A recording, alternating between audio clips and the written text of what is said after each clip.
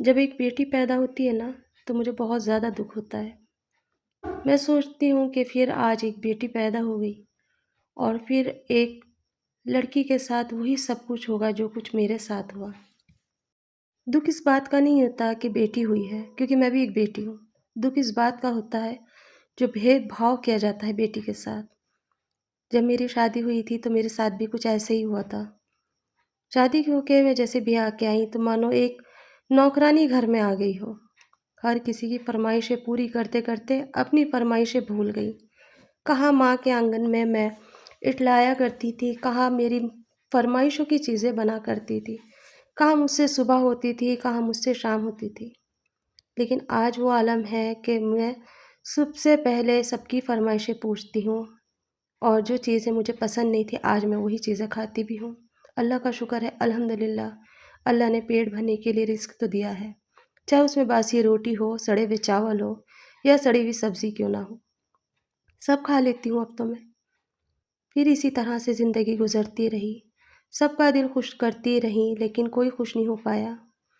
وقت آیا جب میں خود ماں بننے والی تھی، پتہ چلا کہ میں ماں بننے والی ہوں تو شوہر کو بھی مجھ پر تھوڑا سا ترس آ گیا، اور وہ بھی مجھ پہ رحم کرنے لگا، کیونکہ اسے ایک وارث چاہیے تھا، ایک بیٹا چاہیے تھا۔ ساس بھی تھوڑا نرم ہو گئی، لہجہ تھوڑا نرم پڑ گیا، اور وقت کے ساتھ ساتھ سب بدل گئے۔ رشتے بدلتے ہوئے میں نے پہلی بار دیکھے تھے۔ جہاں مجھ سے سارا دن کام لیا جاتا تھا، اب وہاں تھوڑا بہت مجھے آرام دیا جاتا تھا۔ وقت گزرتا چلا گیا، اب پورے 9 مہینے ہوئے۔ ڈاکٹر نے میری ڈیلیوری کو خطرناک موڑ پہ بتا دیا تھا، کہا یا تو جچہ بچا سکتے ہیں یا بچہ۔ تو میرے شوہر نے کہا اگر بیٹا ہے تو بیٹے کو بچا لینا، مجھے بیٹے کی تمنا ہے۔ ڈاکٹر بھی منہ دیکھتی رہ گئی۔ میرے سامنے میرے کانوں میں جب یہ آواز آئی تو میں بھی دیکھتی رہ گئی کہ ایک زندہ انسان کو کیسے مار سکتے ہیں لوگ۔ جو بھی اس دنیا میں نہیں آ پایا اس کی سب کو انتظار ہے اس کے آنے کا، اور ایک زندہ کو مارنے کا انتظار ہے۔ خیر، میرے بعد میں اور کوئی آ جائے گی اس گھر میں، یہ سوچ کے میں بھی چپ ہو گئی۔ پر اس دن سب کا اصلی چہرہ سامنے آ گیا تھا۔ لیکن قسمت کو کچھ اور ہی منظور تھا۔ اتنا نرم، اتنا پیار کرنے والے کیسے بدل گئے، پل بھر بھی نہیں لگا جب پتہ چلا انہیں کہ ایک بیٹی ہوئی ہے۔ سب کے ناک منہ بن گئے، سب نے مجھے تانے دیے کہ ایک بیٹی کو جنم دیا ہے، کھا پی کے 9 مہینے رہ گئی اور ایک بیٹی کو جنم دیا، اور یہ بیٹی 20 سال کھا کے پھر جائے گی یہاں سے۔ بچے تو کہتے ہیں اپنی قسمت کا لاتے ہیں، بیٹا ہو یا بیٹی۔ اور اس طرح سے میں خون کا سا گھونٹ بھر کے رہ گئی۔ وقت گزرنے لگا اور وقت کے ساتھ ساتھ بچی میری پلنے لگی۔ اس کی چھوٹی چھوٹی چیزیں میں پوری کرا کرتی، نہ تو اس کے کسی نے کپڑے لا کے دیے، نہ ہی کسی نے کھیل کھلونے دیے، اور نہ ہی کسی نے اس کی پیار محبت دیا اسے۔ پھر اس کے بعد پتہ چلا میں پھر ماں بننے والی ہوں۔ 1 سال کی بچی تھی اور پھر ماں بننے والی ہوں۔ میں بس چپ ہو گئی اور اللہ کا شکر ادا کرا کہ کوئی بات نہیں، کیا پتہ اس بار بیٹا دے دوں، اور اوپر والے کو ترس بھی آ گیا۔ میں نے ایک بیٹے کو جنم دیا۔ بیٹے کو دیا میں نے جیسے جنم، ویسے ہی سب رشتے پھر بدل گئے۔ سب میرے آگے پیچھے گھومنے لگے۔ جو شوہر مجھے ڈانٹتا تھا، مارتا تھا، اب اس کے لہجے میں نرمی آ گئی۔ پر میری بیٹی کو کہیں نہ کہیں سب نے نظر انداز کر دیا۔ سب نے کیا، میں نے بھی شاید نظر انداز کر دیا، کیونکہ میں بھی بیٹے کے پیار میں اتنی اندھی ہو گئی کہ میں بھی چھوٹی چھوٹی باتوں میں بھید بھاؤ کرنے لگی۔ کب پتہ نہیں ان کے رنگ میں رنگ گئی، مجھے خود کو نہیں پتہ۔ آج بھی اپنے آپ کو قصوروار سمجھتی ہوں۔ جب میری بیٹی کھلونے مانگتی کہ جب بھائی کے پاس اچھے اچھے کھلونے ہیں تو میرے پاس کیوں نہیں، تو میں اسے یہ کہہ دیتی کہ تمہارے پاس ہے نا یہ جو گھر کی کٹوریاں ہیں، پلیٹیں ہیں، چمچ ہے، ان سے کھیلا کرو۔ اور میرے بیٹے کے لیے سب سے پہلے سائیکل آئی، تو میری بیٹی نے کہا مجھے کیوں نہیں لا کے دی اماں؟ تو میں وہاں چپ ہو گئی۔ میں نے کہا لڑکیاں سائیکل نہیں چلاتی، کیونکہ میں نے ان لوگوں سے یہی سیکھا تھا نا، وراثت میں نے بھی اپنی بیٹی کو وہی دیا۔ پھر میری بیٹی جب بڑی ہوئی، وہ پڑھائی میں بہت اچھی تھی، بہت اول آیا کرتی تھی۔ تو میں نے اس سے کہا کہ بیٹا بس آگے پڑھ کے کیا کرو گی، چولہا چوکا ہی تو کرنا ہے۔ لیکن وہ کہتی تھی نہیں امی مجھے پڑھنا ہے، مجھے آگے بڑھنا ہے۔ اس کی کتابوں کے لیے میرے پاس پیسے نہ ہوتے تو میں بہانے بنا دیتی، اور اگر بیٹے کے پیسے کم پڑ جاتے تو اس کے ابا سے سفارش کر دیتی، کیونکہ مجھے بھی یہ پتہ تھا کہ بیٹیاں تو چلی جائیں گی لیکن بیٹا جو ہے وہ میرے بڑھاپے کا سہارا بنے گا۔ اس گھر میں تو وہ عزت مجھے بیٹی سے تو نہیں ملی تھی، ہاں بیٹے سے ضرور مل گئی تھی، اور اس طرح سے بھید بھاؤ شروع ہو گیا۔ کہیں نہ کہیں میری بیٹی مجھ سے ٹوٹتی جا رہی تھی، دور ہوتی جا رہی تھی۔ ہر وہ بات اسے کے لیے مجھے ٹوکنا پڑتا جو لڑکیاں نہیں کرتی۔ لڑکیاں باہر نہیں جاتی، تم گھر میں بیٹھا کرو۔ لڑکیاں ایسے اچھل کود نہیں کرتی، تم گھر کے کام کرا کرو، تم آٹا گوندنا سیکھ جاؤ، برتن دھونے سیکھ جاؤ۔ ایسے کرتے کرتے اس کے ہاتھوں سے میں نے کب کتابیں چھین لی مجھے نہیں پتہ چلا۔ آج بھی میں اپنا آپ کو قصوروار سمجھتی ہوں کہ جنگلیوں میں جا کے میں بھی کہیں نہ کہیں جنگلی بن گئی تھی شاید۔ میرے جو ارمان مارے گئے تھے میں نے اپنی بچی میں کیوں نہیں نکالے؟ ہر بیٹے کی چھوٹی چھوٹی فرمائشوں کو پورا کرتے کرتے میں نے اسے اتنا سر پہ چڑھا لیا کہ اب لڑکیوں کی آوازیں گھروں میں آنے لگیں۔ ایک دن تو اس نے حد ہی کر دی، ایک لڑکی کے ساتھ ایسی بدتمیزی کی کہ اس کا خاندان گھر آ گیا، اور انہوں نے کہا کہ تم اپنی بیٹی ہمارے گھر دو اور ہماری بیٹی تم اپنے گھر لو۔ اس پہ بھی میں تیار ہو گئی اور خوشی خوشی میں نے اپنی بیٹی کو بلی کے بکرے کی طرح قربان کر دیا۔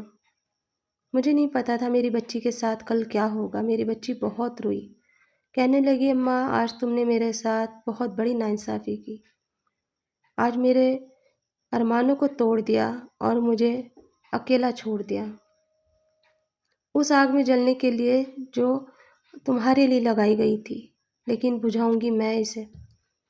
اور زندہ لاش بن کے میری بیٹی میرے گھر سے ودا ہو کے اس گھر چلی گئی، اور اس گھر کی بیٹی میرے گھر آ گئی جہاں اس کے سارے ناز نخرے پورے ہونے لگے، کیونکہ برادری میں بات پھیل گئی تھی۔ اسی لیے میری بیٹی کو اس کا بھائی بہت پریشان کرتا تھا۔ وہ ایک ایک کر کے بدلے لینے لگا۔ وہ کہنے لگا کہ تمہارے بھائی نے ہماری عزت کو اچھالا تھا، تمہاری زندگی میں حرام کر دوں گا۔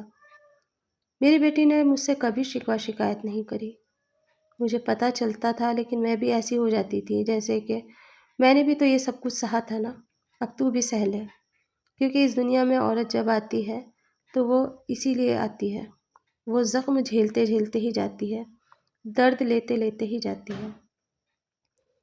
میری بیٹی کو پتہ چلا کہ وہ بھی ماں بننے والی ہے، لیکن میرا آنا جانا وہاں کا بند تھا۔ انہوں نے میرا آنا جانا بند کر رکھا تھا، میں اس سے نہیں مل سکتی تھی، نہ اس کا باپ مل سکتا تھا، بھائی کی دور کی بات تھی۔ جب وہ ماں بننے والی تھی تو کہیں نہ کہیں میری ممتا نے بھی انگڑائی لی، اور میں نے اپنے شوہر سے کہا کہ مجھے میری بیٹی سے ملانے لے چلو، تو انہوں نے صاف منع کر دیا۔ جو آدمی پہلے سے ہی اپنی بیٹی سے چڑھتا ہو وہ کیسے اس کے گھر جاتا، اور وہ بھی وہ سزا بھگت رہی تھی جو اس نے کی نہیں تھی، پھر بھی میں چپ تھی، اور اس طرح سے 9 مہینے اس کے نکل گئے۔ کم عمر میں شادی ہونے کی وجہ سے وہ بہت زیادہ کمزور تھی، پھر اس کے ساتھ بھی وہی ظلم و ستم ہو رہے تھے جو میرے ساتھ ہوا کرتے تھے۔ میں نے تو سہن کر لیا تھا لیکن میری بچی نہ کر پائی، اور 9 مہینے کی وقت میں وہ اپنے بچے سمیت قبر میں جا سو پائی۔ آج ایک بیٹی ہار گئی اپنی زندگی سے، کہیں نہ کہیں اس کے قصوروار میں خود ہوں، کہیں نہ کہیں یہ گناہ مجھ سے ہاتھوں سے ہوا ہے۔ کاش اس وقت میں بھی آواز اٹھاتی اور اپنی بیٹی کے لیے حق مانگتی کہ جب میرا بیٹا سائیکل چلا سکتا ہے تو میری بیٹی کیوں نہیں، جب میرا بیٹا اسکول جا سکتا ہے تو میری بیٹی کیوں نہیں۔ ہر چیز کو میں نے اپنی بیٹی کو یہ کہہ کے رکا دیا کہ نہیں تم نہیں کر سکتی، تم بیٹی ہو، تم باہر کھیلنے نہیں جا سکتی کیونکہ تم بیٹی ہو۔ وہ سزا میری بیٹی کو ملی جو اس نے کی بھی نہیں تھی، کی تو میرے بیٹے نے تھی نا۔ آج اس کی بیوی اور وہ اور اس کے بچے گھر میں خوش ہیں، اور قبر میں ایک ننھی سی بچی وقت سے پہلے جا سوئی۔ جب میں اس کے پاس گئی ہاسپٹل میں اور میری معصوم سی بچی پیلی ہوئی پڑی تھی، اس وقت میری بچی کو شاید میری ضرورت تھی۔ اس نے کئی بار ماں ماں کہہ کے چلایا ہوگا، کیونکہ جب انسان کو کوئی درد ہوتا ہے یا کوئی تکلیف تو اس کے منہ سے صرف اور صرف ماں نکلتا ہے۔ وہ ماں اس کے پاس نہیں تھی اس وقت۔ شاید میں نے ان دردوں سے پیدا نہیں کیا تھا کیا اسے، یا میرا دل مر گیا تھا، میرا ضمیر کہیں سو گیا تھا۔ میں نہیں جانتی، لیکن آج بھی مجھے اپنی بیٹی کی کمی بہت محسوس ہوتی ہے۔ اس وقت کاش میں نے آواز اٹھائی ہوتی، اس ناانصافی کے خلاف جو اس کے ساتھ ہو رہی تھی، اس میں اس کا کوئی قصور نہیں تھا۔ میری بیٹی ہمیشہ کے لیے اس دنیا سے چلی گئی، لیکن اپنی آہیں ہمارے پاس چھوڑ گئی۔ کچھ دنوں کے بعد میں اس کے ہسبینڈ کا ایکسیڈنٹ ہوا، جس سے وہ پیرالائز ہو گیا۔ شاید یہ اس معصوم کی بد دعا تھی جو اس کو لگ گئی تھی۔ میرے شوہر کا تو میں بتا ہی نہیں سکتی کہ کیا حال ہونا ہے، اور ہوگا ضرور، کیونکہ اس کی آہیں ایسے دنیا سے نہیں جا سکتی۔ اتنی کم عمر میں ماں بننا اور اس کے بعد زندگی کو کھو دینا، تڑپ تڑپ کے اس دنیا سے جانا۔ نرسوں نے بتایا کہ تمہاری بیٹی تمہیں یاد کر رہی تھی اور کہہ رہی تھی یہ درد نہیں سہا جاتا ماں، امی تم نے مجھے کہاں بھیج دیا، کون سی سزا دی مجھے، یہ لوگ مجھے مار رہے ہیں امی، مجھے بچا لو آ کے۔ اور اس کی آہیں بس میں سنتی رہی، کیونکہ یہ ساری چیزیں میرے بھی ساتھ ہوئی تھی۔ تو مجھے یہ تھا کہ یہ سب عورت کے ساتھ ہوتی ہیں، اسی لیے مجھے آج بھی اگر بیٹی پیدا ہوتی ہے تو دکھ ہوتا ہے کہ کہیں یہ وہی بیٹی تو نہیں۔ میں چاہتی ہوں کہ بیٹیوں کے خلاف آواز اٹھائی جائے، ہر بیٹی کو وہ مرتبہ ملے جس کی وہ حقدار ہے۔ بیٹی ہونا کوئی جرم نہیں، بیٹی تو حضور پاک صلی اللہ علیہ وسلم کی بھی تھی، بی بی فاطمہ، جن سے ہماری دنیا کے اندر ہمارا نام ہوگا، ہماری پہچان ہوگی، جنت کی سردار ہوں گی۔ تو پھر آخر بیٹی بوجھ کیوں؟ آخر بیٹی بوجھ کیوں؟ آج بھی میرے اندر سے یہ آواز نکلتی ہے اور میں اس آواز سے بہت پریشان ہوں۔